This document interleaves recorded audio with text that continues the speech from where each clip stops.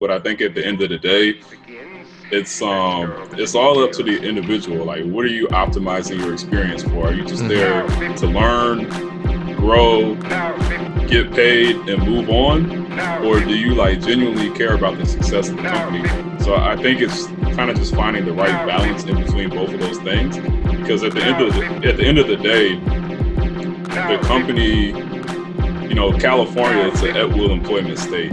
So the company doesn't have to be loyal to you. So I feel like people shouldn't have just this blinded loyalty to a company. At the end of the day, you have to treat yourself like a business and do things that are in the best interest for your career growth and just your overall brand. All right, so today I got my boy Julius here. We are both software engineers. We both went to Hack Reactor and wanted to bring him on this channel to talk about startups today and why you should or should not join a startup. What's up, Julius? What's going on, man? How you doing over there? We're doing good. All right, let's talk about your background a little bit, what you've kind of been through, what you've, I guess, seen in the startup land. Yeah, so before my career transition, I'm coming from like the technology consultant background. So I did that for about 3 years. I worked at Accenture. So I had like that big company experience prior to transitioning into software engineering. So I mean, it's completely different. Both of them have their positives and negatives. So it just really depends on what you want and like the type of work experience that you want to have. Yeah. And then you worked at Facebook too, right? Yeah, I worked there as well as a software engineer after my career transition, which that was like very interesting, going from a very small startup to a large company. And just for me, I kind of go through these phases where every couple of years I either want to be at a startup or a large company, and I just kind of switch back. Does it feel like a large company to you, or does it kind of still have that startup vibe? Like if we all watched that movie, Social Network. Oh, yeah, That looks startup to me, but how was it like? yeah. So on my team, it definitely felt like a big company, even though you work on like smaller pods. So I was working with probably about 6 to 7 people. But just the size of the campus, that's what makes it feel like a very large company. But I guess the way that we worked like a startup. It was very agile and kind of like efficient for such a large company. But at the same time, you're just constantly reminded that you're at Facebook due to like the size of the campus and just all the people that are there and all the different sorts of things going on. It can be overwhelming at times too. Would you say there's like, because one thing I don't like about large companies, and you're reminded by this a lot, is that there's red tape everywhere. Like you don't have that freedom to. Yeah. Well, there's obviously you can't. It's a big place, right? So you can't like just walk anywhere you want. But like in terms of like the system and the structure and maybe even the bureaucracy, like there's red tape everywhere. Did Facebook kind of give you that impression? So not on my immediate team. I was working on internal tools. So we had like a lot of freedom to just kind of create and work on a lot of stuff without all the red tape. But I had friends that worked on other teams in different departments, and that was definitely an issue over there. Why would you want to join a startup? Like the first company I ever joined was a startup, and it kind of has. I kind of had that do or die. Well, not do or die, but like your life kind of depends on it. Like you against the world kind of mentality. And coming out of college, that's an awesome feeling because like I went from an all grind mentality, just trying to get out of school, to going into the same environment. And so I fit in really well, and I didn't mind that. Maybe you're a seasoned veteran. Why do you think some people would want to join a startup? Yeah, I think one of the biggest benefits of a startup is that you get to wear many hats. So your role doesn't really define you. It's kind of how much initiative do you want to take on? What do you want to work on? Like, how do you want to shape your career? You can be as hands-on as you want. And like, for example, let's say you wanted to take on project management skills or anything that's not directly related to your job title. At most startups, you have the freedom to do that because they need all hands on deck. Mm-hmm. So you can contribute wherever you want, which is the greatest parts about it. Um, you also have much more freedom than working at a larger company, and you'll probably have like a closer relationship with your manager and your team, and you can just work quicker and more efficient. So Um, closer relationship at a startup or at a yeah, big company. at a Okay. startup. Yeah. Yeah, just due to the structure. I mean, you're probably pretty familiar with the C-level executives too. Mm-hmm. So it's just like a different experience. It's kind of especially if you're really interested in the product, you just feel more engaged in the company as a whole. Yeah. Like at Facebook, it's very easy to just feel like a number and just an employee and not really connected to the overall mission. But if you're at a startup and you're passionate about the product and the team, you can make a much larger impact than you could at any bigger company. It sounds too good, right? Like, I mean, Yeah, it I really, definitely you don't. It doesn't seem like anyone could just step in there and do it, right? it's a lot of work. It's especially if it's like an early stage startup, you're going to be working overtime. Like Yeah. that's just part of the process. And if they're really early stage, you might even be working weekends. Not like Mm. the whole day, but you might have to jump on and do some things. That's how it was at the first startup I worked at. But everyone just kind of understands that hopefully it's a temporary situation. And as the company gets larger and matures and gets more funding, then usually you kind of scale back from all of that. Yeah, and that's anybody at the company, Right. engineers to HR to managers. Just because there's like it's a numbers game, right? Like you said, like everyone's got to kind of pull their weight and some. Right. Yeah, I think there's it feels good to be to feel like you're that people are keeping you accountable and stuff. So I brought over some. Have you heard of One Wheel? No, I haven't. Oh man, I'm pretty sure you've seen it. So One Wheel is it's like a skateboard, but it has Oh, like one yeah. go-kart wheel on Yeah, it. I've seen people riding around on those in the city. Yep. So my buddy, he's worked at one large company, and then after that company, he was like, I'm done with this large company. It was just way too boring, way too slow. Yeah. And he went into a couple of different startups before finally landing at One Wheel. And so that's what he's doing now.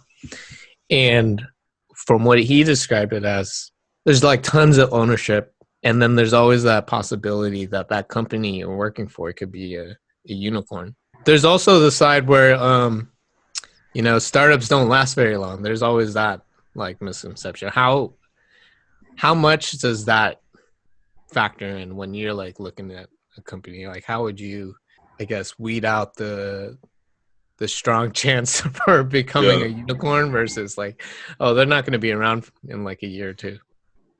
Yeah, I'd say that's a very hard process because I don't know what the exact percentage is, but I'm guessing like only 1% becomes a unicorn. So it's extremely hard to like try to figure out the qualities. Like a Mm-hmm. perfect example of this is the company Atrium. That company closed a few months before Corona, like unrelated, but that's just like an example of a company that everybody thought was going to be a unicorn just because of like the founding team, the CEO, and all the investors, but it just didn't pan out. So it's very hard to guess these things.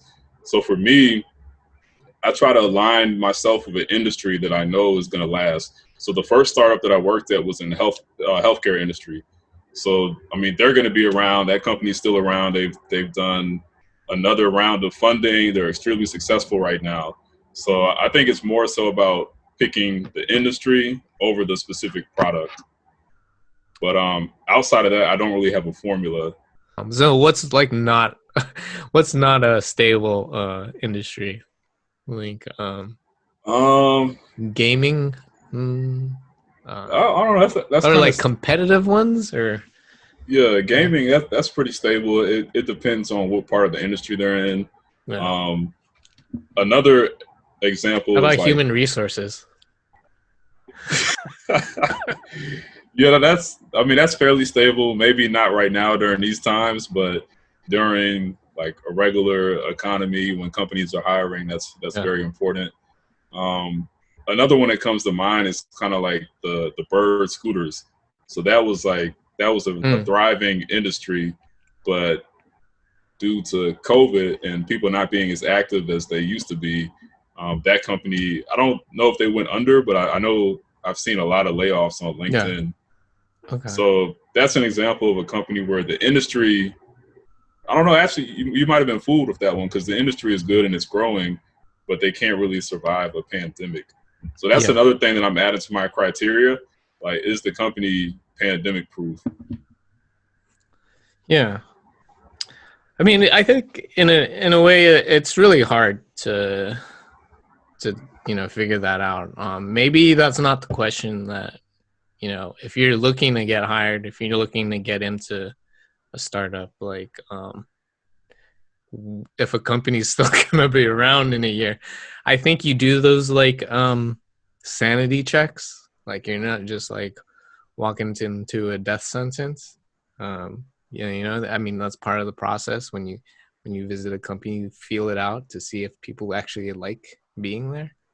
Um, but I don't know. I remember when I was first doing my job search, like Steven, our buddy, he was telling me like, okay, it's got to be this many people, startup, and they got to feed me. Like they gotta have, they gotta have catering, like lunch and dinner.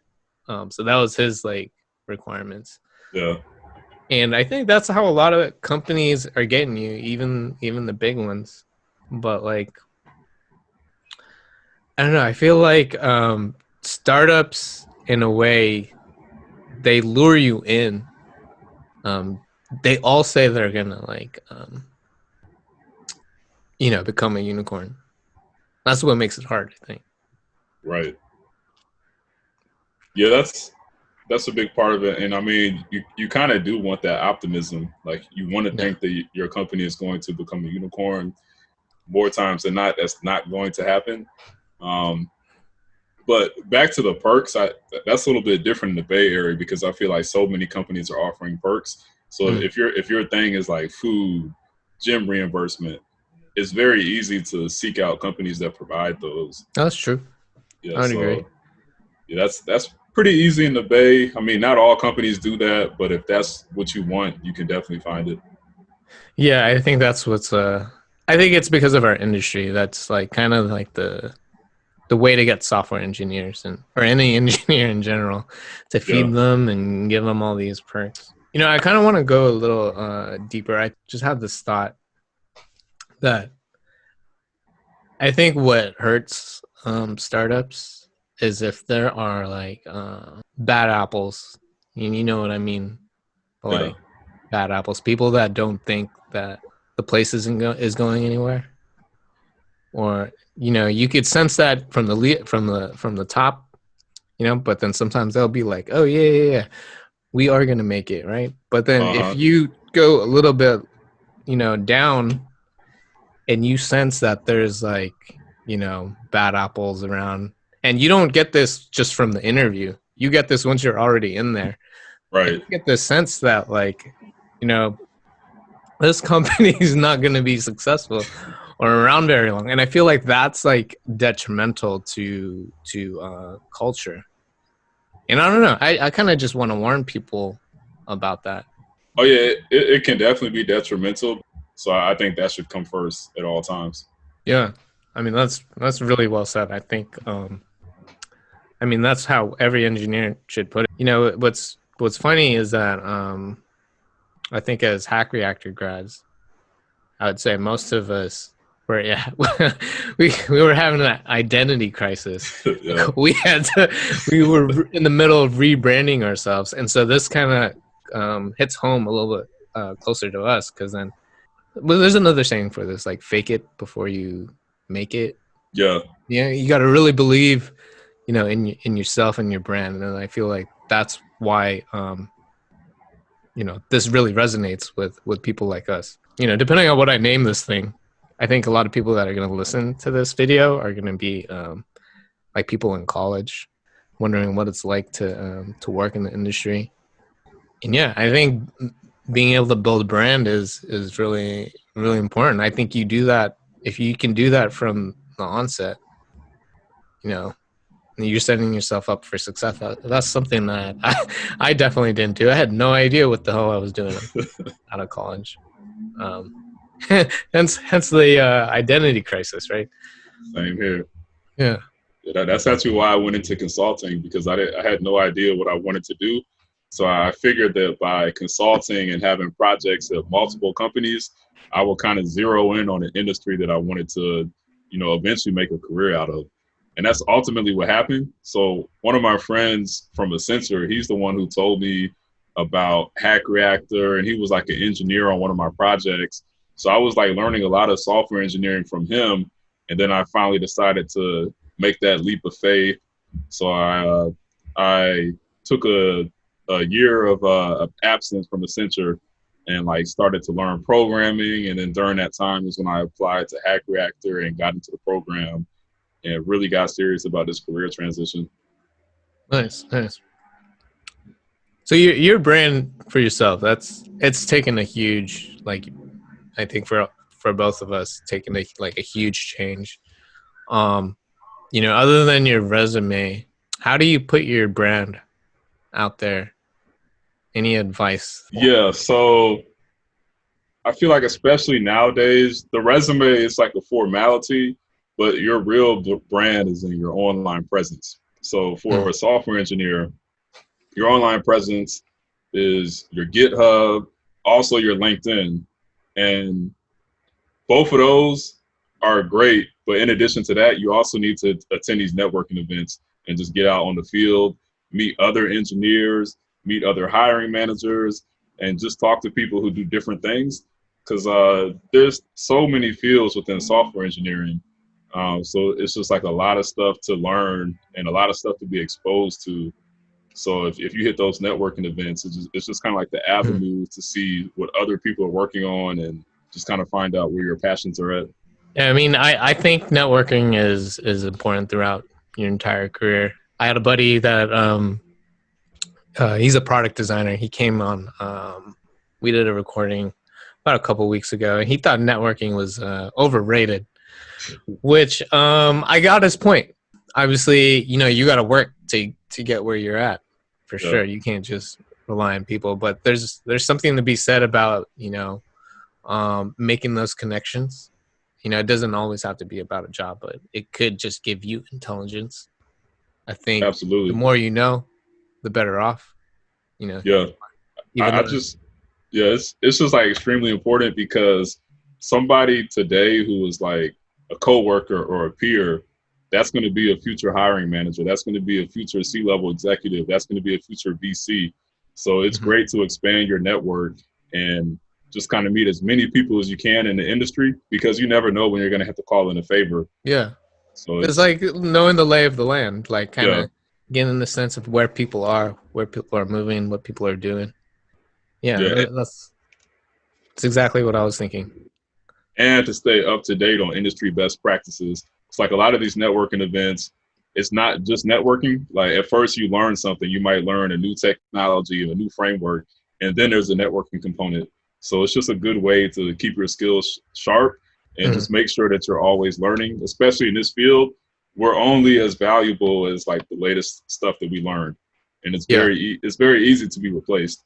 So we just got to stay up to date on the latest and just continue learning. Yeah. And I like how you brought up GitHub. I definitely think that's definitely one avenue of like being seen. Right.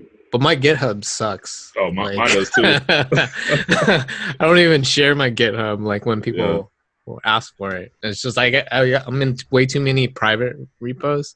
I think you could share your private repo, like how many commits you make, but like I don't know what's the difference from one commit and like 10 commits. That one commit could be an entire application, right? Yeah, that's so true. Like, I don't know if they could see the number of lines of code, but if they could, that would be pretty sick. But yeah, that's a good point about GitHub though, because kind of in line with that, I feel like I'm always working on a side project, and like usually the side project is something that I would be like proud to show off. So I recommend that for anybody trying to break into the industry. Just work on something cool, work on something exciting, but try to make sure that it's not just a standard CRUD application, because like everyone can do that. So just work on something that interests you while still an avenue to just kind of display some of your skill sets and some of the new technology that you're working on. Yeah. Yeah. I think that's where like most people start off though with, Yeah. a CRUD project, and they try to stretch themselves out a little bit. How many projects have you done? Like that you would actually show to someone on your GitHub? Like how many projects do you have? I say projects that I will actually show Yeah. is 2. Uh-huh. I've worked on much more than that, but Then they're public yeah. repos. Nice. Are they on are they npm? Are they npm modules, or they're just like No, just projects. Both of them are deployed. So like fully functional applications with real use cases. Here's a hack if anyone Yeah. wants to go the GitHub route and start networking. People in the industry, they love readmes. Oh, yeah. If you have a clean ass readme, your code could be look like shit, but if you have a clean readme and it's like detailed and condensed at the same time, everyone will think you're an awesome engineer. Because then, like, oh yeah, this guy wrote a good readme. All I have to do is read this thing. I don't have to ask any questions. Like, this guy must be a genius. These are facts. I've definitely based people's skill level on their readmes. Yeah, crazy. Yeah, I mean, if you have a good readme, it's so easy to just like dive into your project, and it also shows that you put a lot of time into that. So yeah, I would definitely like look very highly of someone that has just a nicely presented README with pictures, videos, all of that. Yeah. Videos. That's another avenue too. Like I wanted to bring that up. What do you see as kind of the landscape for engineers in social media? Yeah, so I think that they should definitely be intertwined. The greatest entry point, I think, would be to take the teaching route. So like you learn something and then you create a Medium post about it, you create a tutorial video, and you try to build up a following that way. And the true sign of like knowing something is when you can explain it to somebody else and they actually understand it. It's digestible. So that would be the best route. And I've seen like a lot of up and coming people who are really active on Twitter. They're trying to build like an engineering Twitter following to match their Medium articles and their YouTube and all that. So I think all that information is great just because it shows that when the time comes, you'll be able to mentor people and you'll not only understand the technology, you'll be able to explain it to other people, which is a huge part of this industry that is often overlooked. Because there might be people with a lot of experience, but if you can't break that experience down and like really put people on and mentor them, it's almost wasted just on yourself. Mm-hmm. So if you just like learn something new, like you learn something in the latest version of JavaScript, you can make a video about it. If you learn something cool in React, make a video about it, or you can just create like a video that explains how to make a standard like note-taking app or something. I've done presentations and I thought I sounded like shit, like I didn't know what I was talking about. But people afterwards, come up to me and it's like, yo, that was really good. Like, and they want to talk more about it. Yeah. And if that, gives you a drive to keep going, I think there's something there. Absolutely. Startups, we were saying that like, there's kind of an appeal to it just because of the culture. We were saying like, even like, you kind of feel like you are, more part of a family, and you don't really get that with a big or large company. Right. But there's definitely more pros than just that, and there's definitely cons. Let's try to weigh them out. So yeah, like one for pro, I'll start like is definitely the relationships that you get. But that's Right. not to say that you don't get it at a large company, but it's less likely, I would say, Yeah. depending on the person too, right? But Yeah. One of the benefits though, being at a larger company is the infrastructure and tooling. It's like at Facebook, for example, just our development process was so efficient. So like you would spin up a new sandbox every mhm. single time you work on a ticket. And if you needed to share that with somebody, you could just send them the link to your sandbox. Um, Also, just the internal tooling was next level because you've had like all these great minds over time just work on these tools, work on these features, and really build up this great platform that anyone can come in and just like easily get to work, easily be extremely productive, and everything is just optimized. And you know that if something really bad goes wrong on the infrastructure side, there's a group of really smart people that are working on that issue like around the clock. Mhm. So that was like one of the greatest benefits to infrastructure. In addition to that, the internal network. So if you're at a larger company, it's still great to always Google search stuff. But if there's like some sort of wiki, you can hit the wiki page before you even hit up Google or Stack or any other platform. Like you can just see if that issue happened internally, and it's extremely efficient. So those are like two of the main things that I miss from being at a big company. Yeah, I mean that's expected too. I mean you gotta have that. You don't get to that stage without having those in place. Right. Um, but then I guess the pro would be for a startup then is if you don't have that and that's something that you have a passion for or you got a drive for, you can go and build that, right? Yeah. Um, but then it's like, why am I building something that's like, that's already in place somewhere else, right? Yeah. And I can just focus on the things that are really important. Yeah. That's actually a great point. Like how you just said that if you don't have it, you can build it. That's one of the advantages of a startup. Like you can really be a go-getter. But on the opposite end of the spectrum, if it's already there, it just makes your job so much easier. So like Mm-hmm. for example, at Facebook, we had a very vast component library. So doing front end development is purely a logic thing. Like all I'm Mm. doing is creating logic, hooking things up.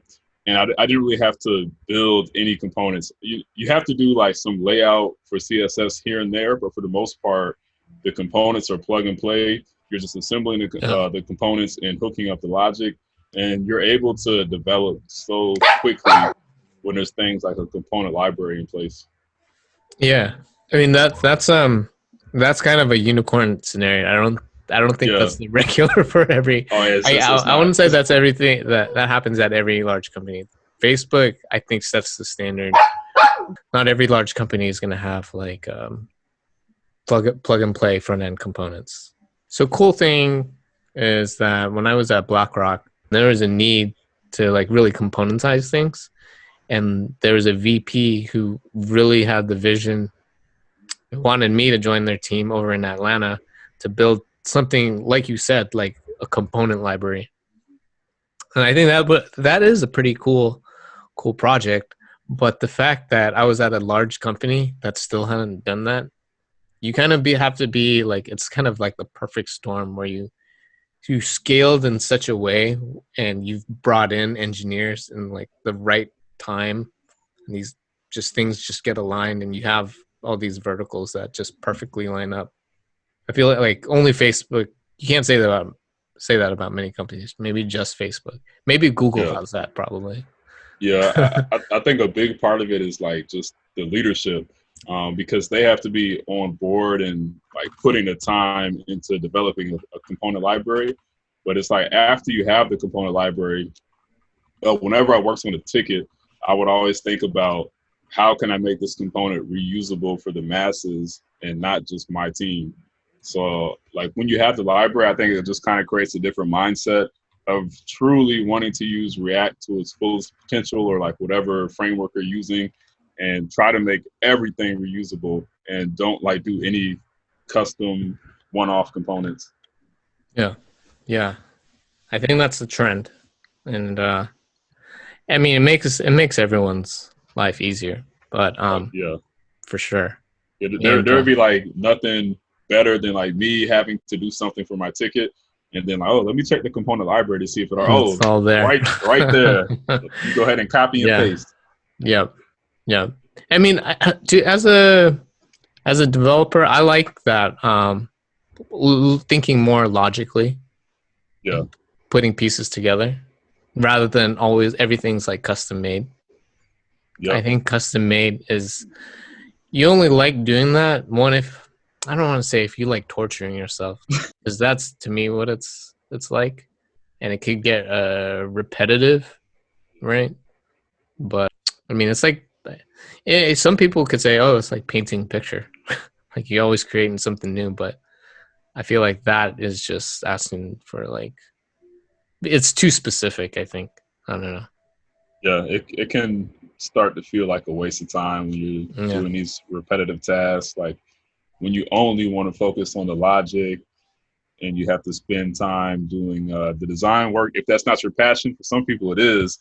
But I feel like the masses of front end engineers that I've worked with, most people do not enjoy CSS. okay, so what else? Like talked about like infrastructure ownership.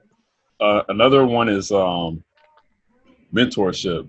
So this can actually lean in either direction. At a larger company, there's just more talent, so you have more potential mentors. Hmm. But at a startup, like most likely the people there, the senior people, they have a lot of experience and they probably worked at larger companies. So you can get great mentorship at either one. And for me, whenever I'm on a job search, the main thing that I'm interested in is mentorship, and Hmm. not just mentoring up, but also mentoring down.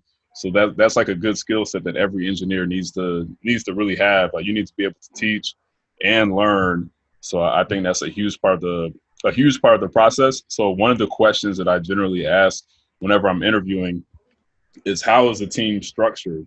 Like how many senior engineers are on the team? How many mid-level engineers are on the team? How many juniors are on the team? Just to get a gauge of what Yeah, that potential mentorship pool will look like. that's very specific. I think I Yeah, only asked like how many engineers are there. Like I went to like PMs and designers, but yeah, I should start thinking about that. That could go. That's a point for either or. I think. right. Yeah. Well, it's definitely something to look at, right? Yeah.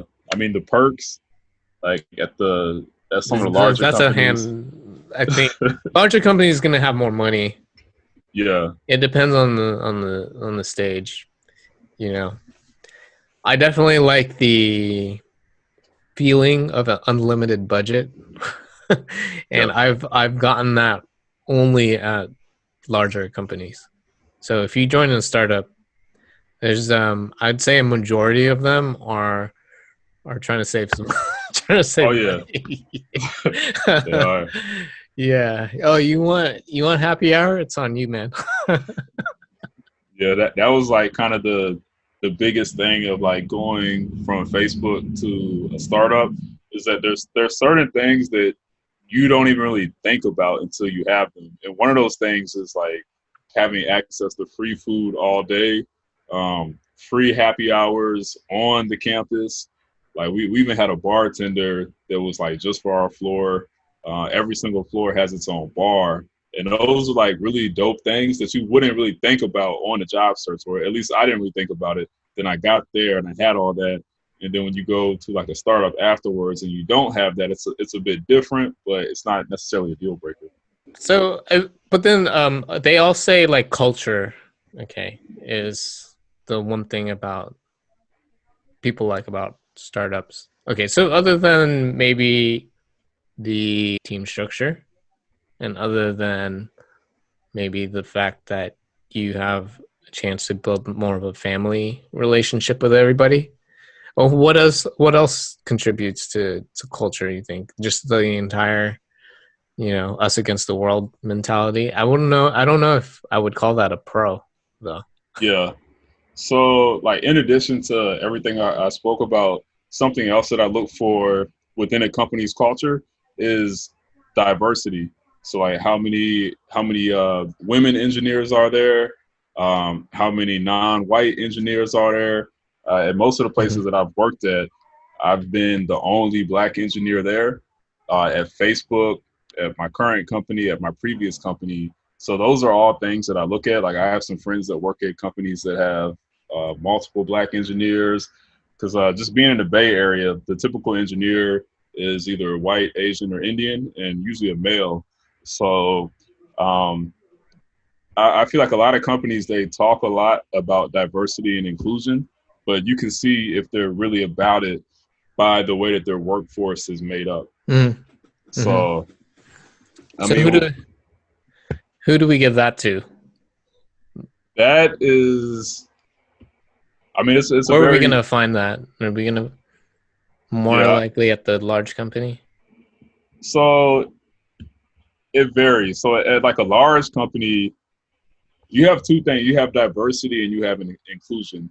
Diversity is the percentages and the numbers, and Mm-hmm. inclusion is making those numbers matter. So are your diverse employees in positions of power or not? Mm-hmm. Are there any sort of support groups? Like, for example, a lot of large companies, they have African American employee resource groups, and then there's a resource group for Asian Americans and everyone else. So um, it's more so about, like, are they actually backing this up in the day to day life, or is it just something they advertise? Like, we have X amount of minority engineers, stuff like Mm-hmm. that. And I mean, you can usually get a good idea of that before you join a company, but I think it's something that's still really important. I remember I was at a networking event and I got the opportunity to talk to the CEO of Lyft, and this was a diversity and inclusion networking event. And I asked him, why is D&I so important to him?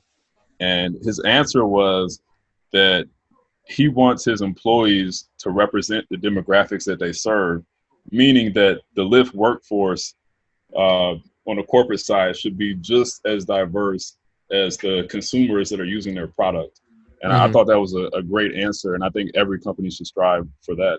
Just with that company and any company, I think it's important to not just look at the workforce, but also the leadership.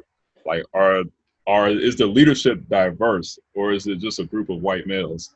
So I just think that diversity is important across all levels of the company. Okay, so if you let's kind of take it step by step. If you're a new grad, what are you looking for? Are you looking for a company that hires new grads? I'd say it's a bit different for a new grad. As a new grad, like, you really just want a job, but that's not to say that you should just settle. It's to say that you should do your job search, and if you have options, then you can escalate it to your next level of values. But at the end of the day, when you're breaking into the industry, you need Kind of a just job. yeah. So it might not be the perfect job, but you got to pay your dues, stay there for 6 to 12 months, and then you can find like a more ideal fit after that. But when it comes to like the real specifics of what you want in a company, that also comes with experience. Because if you only have one offer on the table, it's probably wise to take that offer. But if you get to the point where you have multiple offers, and some people can do this for their first job in engineering, yeah, I think Mm-hmm. a lot of it depends on just how much time you put into the algorithms and just like interview prepping. So if you have the luxury of options, then by all means, like, pick your ideal situation. But if you Mm-hmm. don't, there's nothing wrong with settling for the offer that you have on the table to break into the industry. I would say my advice: you should look early. I think I had a hard time getting into software coming out of college because I didn't have internships in my resume. And I feel like that's huge. Like if you have an internship, Yeah. you're likely going to get hired at that internship if that company is doing well. Having an internship makes a huge difference. Like, for me, breaking into the industry, I feel like it was slightly easier because I was already in the tech industry. I was in the tech industry for 3 years, just not as a software engineer. So when I had interviews, it was like very easy for me to speak on technology and speak on certain things without necessarily being a contributor to the software engineering, just because that's the industry that I worked in. Yeah. So I feel like that gave me a huge advantage. And if you have an internship, like you're just ahead of the game. Yeah. I guess what I was trying to compare and contrast is like the whole idea of getting an internship is so you gain experience before coming out of school. And that, like you said, puts you ahead. The tough part for me was that I wanted to get out of school. I didn't want to stay in school.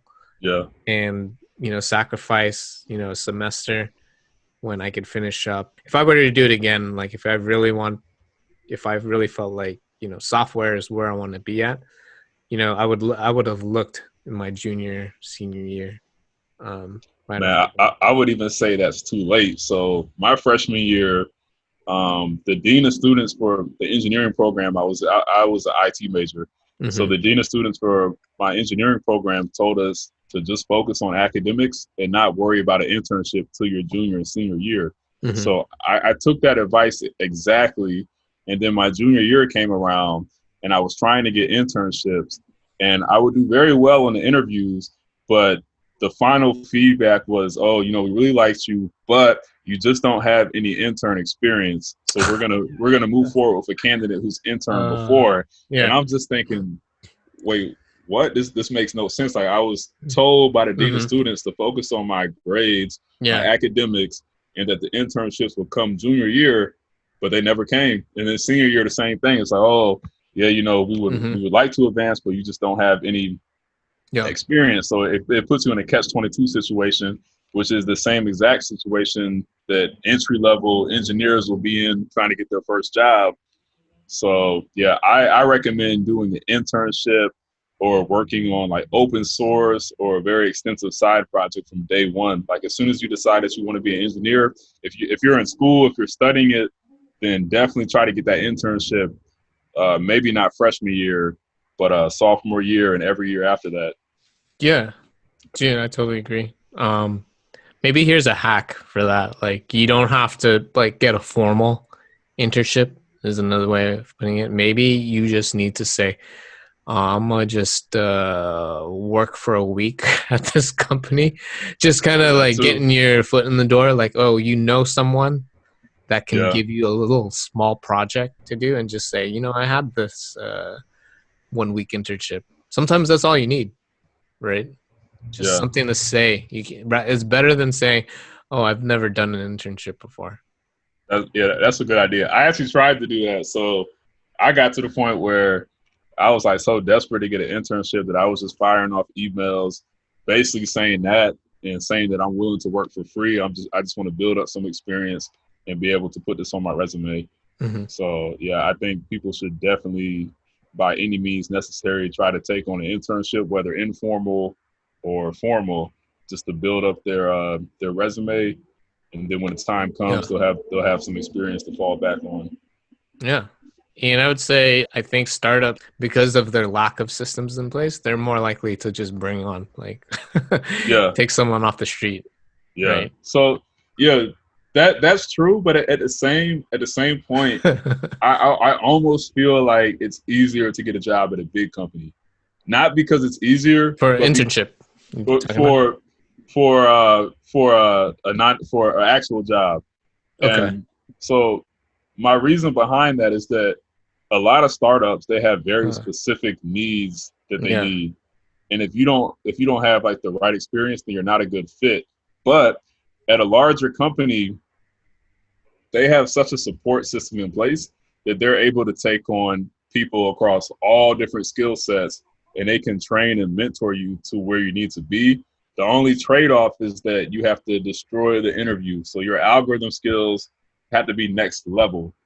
But if they are, I think it's easier to get a job at a larger company than a startup, because they're not really going to be looking so deeply at your resume. They'll be like, okay, this person, they have a very solid understanding of algorithms and computer science fundamentals, like we can work with that and just kind of mold them to be where they need to be at. Because yeah, I don't know, just what my job search is, that's the way I felt. I felt like after a while that it was easier to get a job at the larger companies. I mean, because larger company, because It's strictly it's algorithm less based. specific. Okay, and then you could prepare for it. Yeah, so I also think and they're that's why also cookie cutter a little bit. Yeah, I also think that's why algorithms are a terrible test of talent, because you can be extremely well at fundamentals and algorithms, but you might not be a good developer. Like you might not know anything about building an application. You might only know the textbook fundamentals and not really how to apply them. But at a startup, like generally, depending on the startup and the stage that they're at, they might be looking for somebody who has a very high level understanding of system design or back end development or something like that. Whereas at a larger company, I mean, they have the resources to train you as long as you make it past the interview and get that offer. As far as the interview process goes, I like the interview that replicates the work environment. Those like I get to talk to engineers as if I'm working with them. When they interview me, ask me anything technical, it's just kind of like we're working on a project together, or we're just going back and forth during lunch, just talking about technology and stuff. Algorithms, I hate studying because I have to study those. And sometimes it's like, if I know it, I know it. If I don't, then I'm going to try to make something up on the way. You know what's funny? Just off tangent. So there's a cookie cutter interview process called Carrot. Have you heard of it? That's the company, right? Carrot, yeah. Karat. Yeah, I've heard of them. Yeah, so I had to do one of those.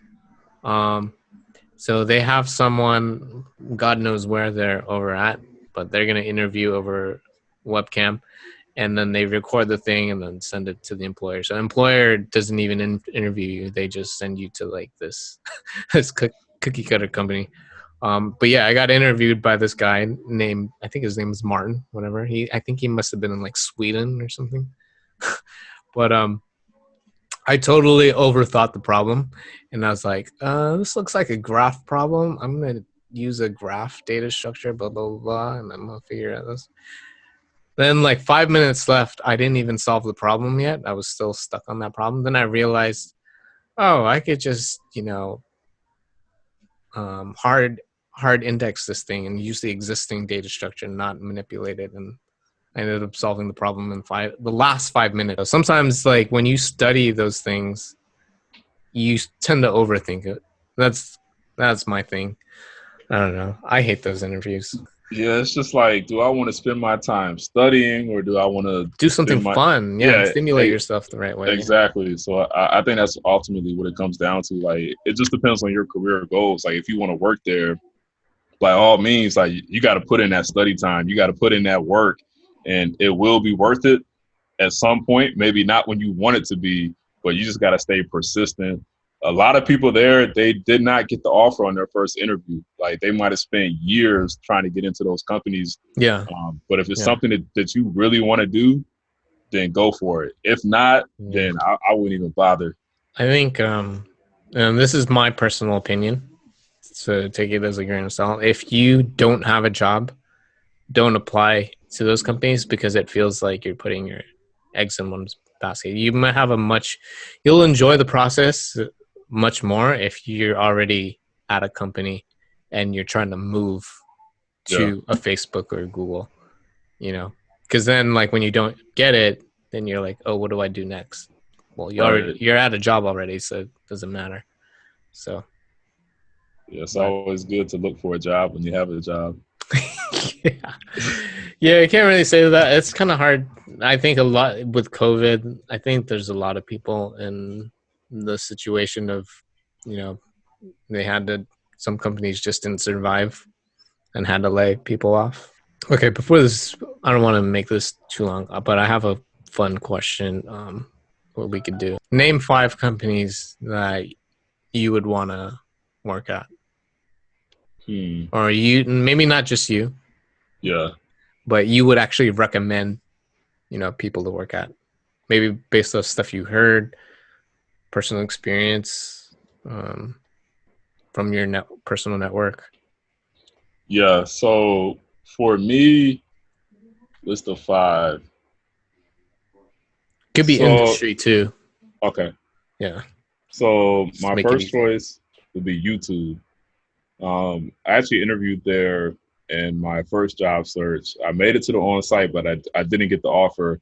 I'm just like Nice. extremely interested in YouTube just because the scale of the application and just everything that has to happen on the back end to make these videos upload efficiently, make these videos play efficiently, and Mm-hmm. just like the amount of traffic that they deal with, probably on like a minute basis, is how many videos are uploaded, and how many videos are consumed. Mm-hmm. So that's like one of my top choices. Kind of along those same lines, Netflix, for the same exact reason, just The like whole dealing, streaming thing. yeah, just the Mm-hmm. streaming, dealing with infrastructure on such a large scale.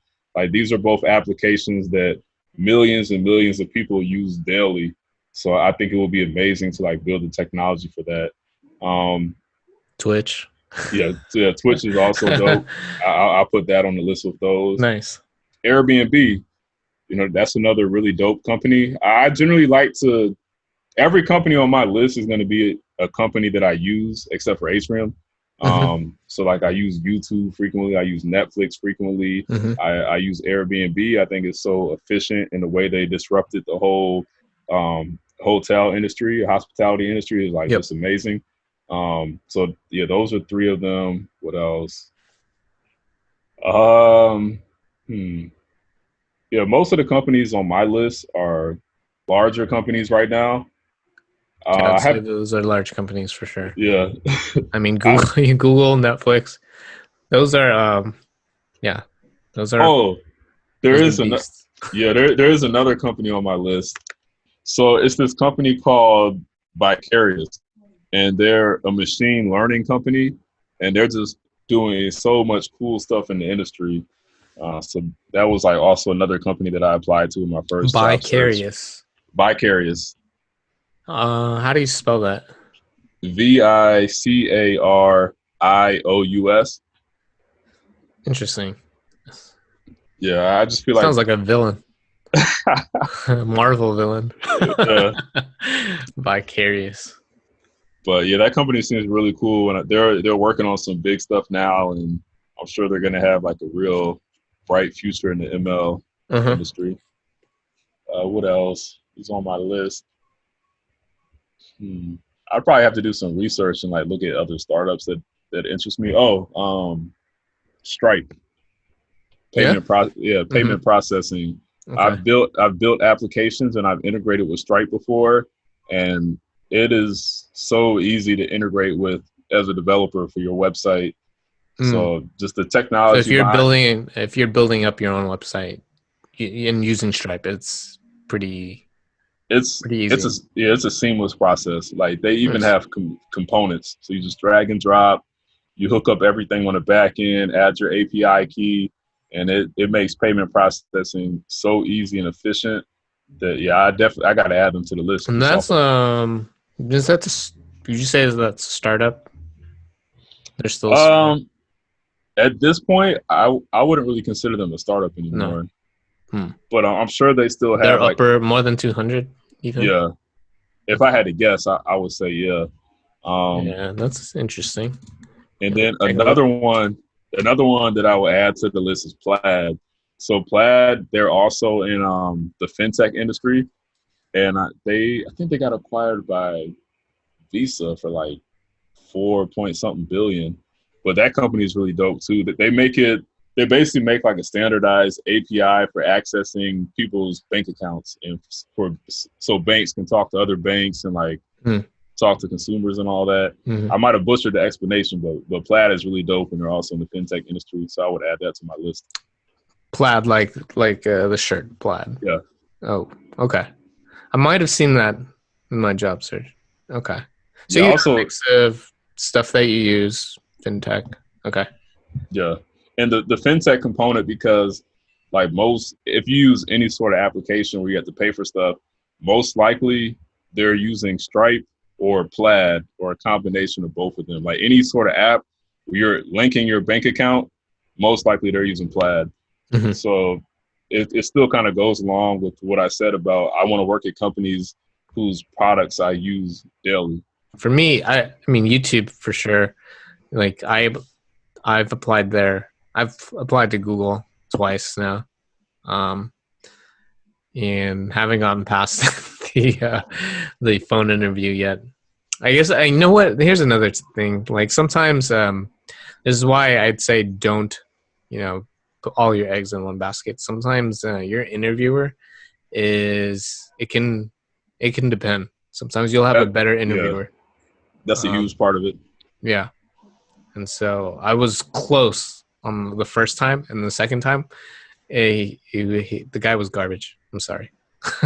Yeah. But they can like literally make or break the offer. Exactly. Yeah. That's the worst part about it. He didn't say anything in my interview, and like he wouldn't answer any of my questions. He'd be like, "Is that what you would do?" Or "Is that what you want to do?" Or like I don't know.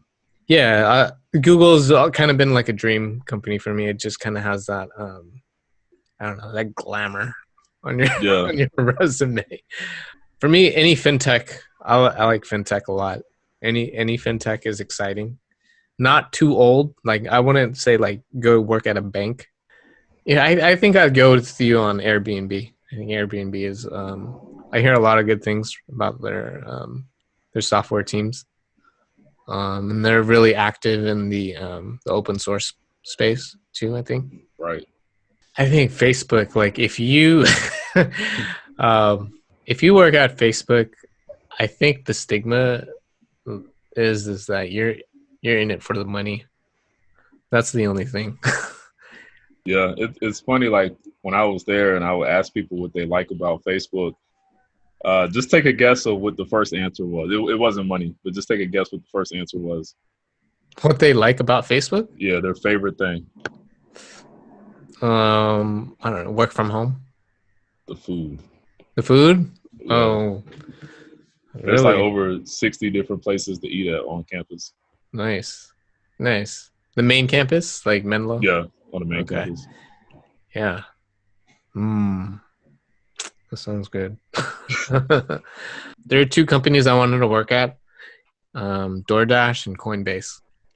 Oh, yeah. Coinbase, that was on my list. I think I applied there in one of my other job searches. Yeah. And that falls in fintech space, I think. Yeah. And then DoorDash, I just like what they do. It's a little twist. If you're into Uber and Lyft, sure, you work for them, but DoorDash is kind of similar. Just I feel like smaller company, more opportunity to make an impact because they're still small and they're growing too. Right. Yeah. Yeah, so, I think all the companies like that, Uber, Lyft, DoorDash, Postmates, Grubhub, they all have like these very cool engineering problems that they're working on. So on the engineering side, there would be no shortage of just fun stuff to work on. Cool. All right. But yeah, it was cool talking about. I thought this was a really cool topic. I think it's really relevant, and we have a lot to say about it. And there's probably more we could probably keep talking about. All right. Peace out, guys. Peace.